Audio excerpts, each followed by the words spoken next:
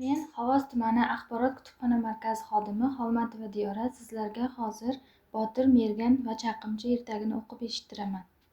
Bir bor ekan, bir yo'q ekan.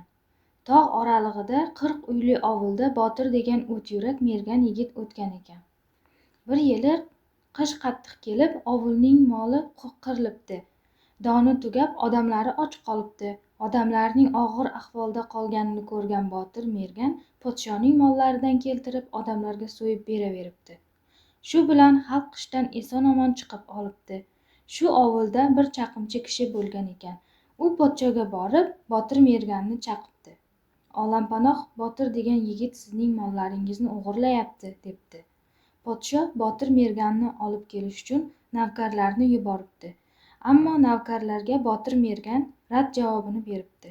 Mergan navkarlarni jo'natib, podshoning oldiga o'zi boribdi. Podsho Botir merganni so'ramay netmay dorga osmoqchi bo'libdi.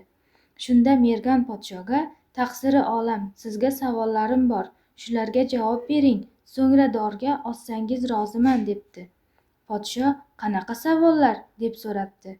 Botir mergan podshoga: "Taqsir, bola och qolsa kimdan non so'raydi?" debdi. Podsho o'ylab turib: "Otasi bilan onasidan so'raydi", debdi.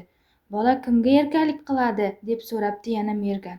"Ota-onasiga", deb javob beribdi podsho. "Unday bo'lsa taqsir, men sizning molingizni yolg'iz o'zim o'g'irlab yeganim yo'q. 40 uyli ovulimni qishdan sog'-salomat olib chiqdim. Ularni o'limdan saqlab qoldim.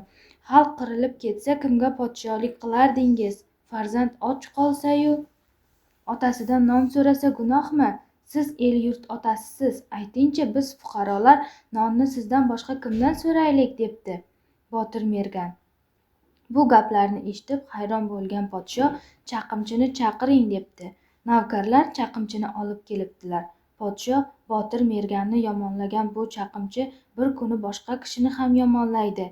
Buni dorga osing", deb buyuribdi. Podsho Botir merganga to'n kiygizib, ovulga oqsoqol tayinlabdi. Botir mergan ovulda katta obro' topib, murod maqsadiga yetib